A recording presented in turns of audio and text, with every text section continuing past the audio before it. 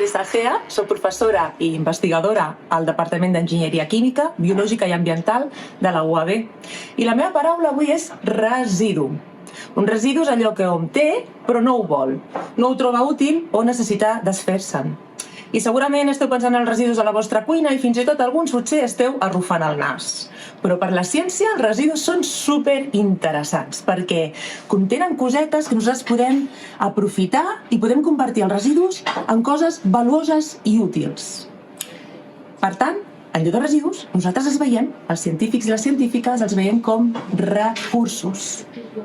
I no tots són residus urbans, com els de la cuina a casa vostra. També hi ha residus industrials, com per exemple això d'aquí, són fangs i serradures.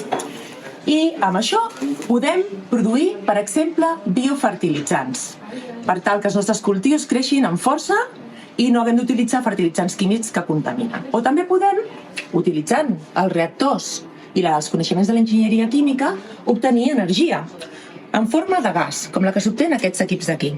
Aquest gas s'assembla al gas de les cases, el de la cuina o el de la caldera, aquells que teniu gas a casa. I així evitem haver de dependre del gas de Rússia o d'Àfrica i el podem produir a partir dels nostres residus orgànics. Però no només és biofertilitzant o gas energètic el que podem obtenir.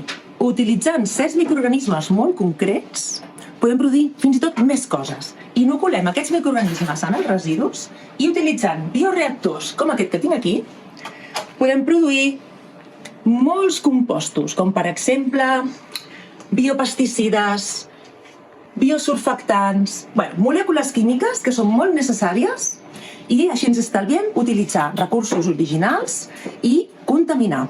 D'aquesta manera, des de l'enginyeria química i des de la ciència, intentem construir un món millor.